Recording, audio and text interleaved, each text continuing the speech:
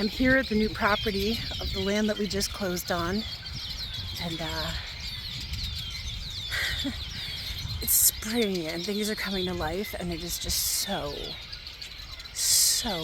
beautiful.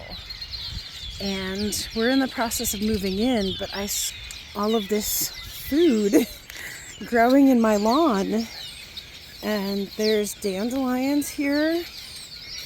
So I've harvested a whole bag full of dandelions that I'm going to use to make some dandelion jelly, which will also, help us acclimate to the area and the pollen of the area.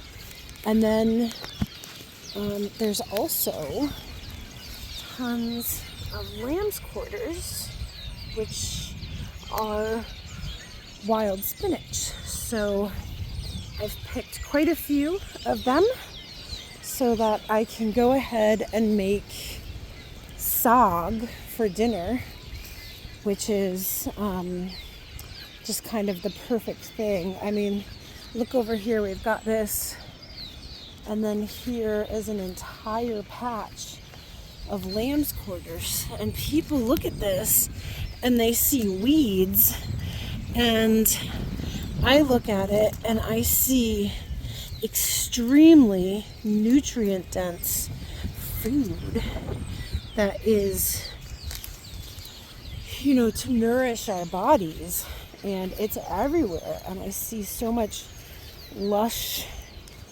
potential on this place. This over here is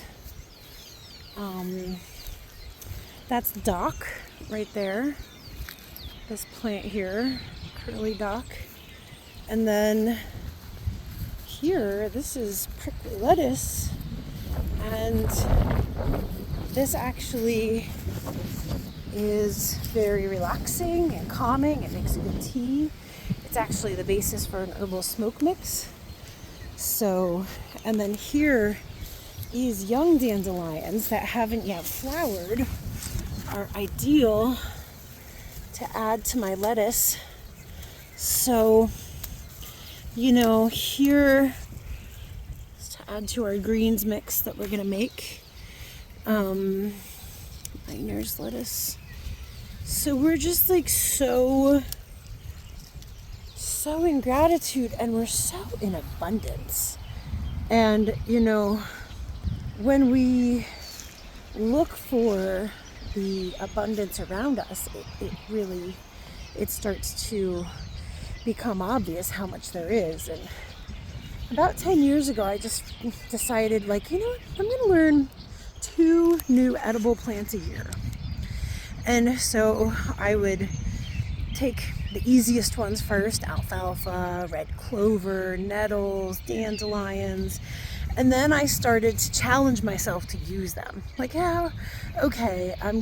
are edible plants, I'm gonna eat with them. I'm gonna make a salad, I'm gonna do this, or I'm gonna do that. And it took the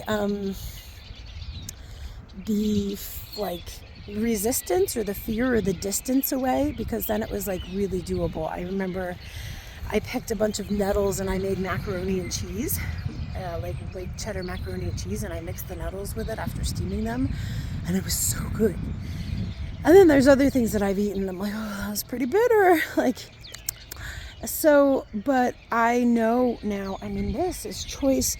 Right now, when the grocery stores are so expensive, if I have wild spinach on my property, and for right now, some of the fresh flowers from the dandelions to put onto a salad, or to make into a dish like saag, that is literally ground up greens, pureed greens with, that is nutrition, and it's nutrition in the place where I live.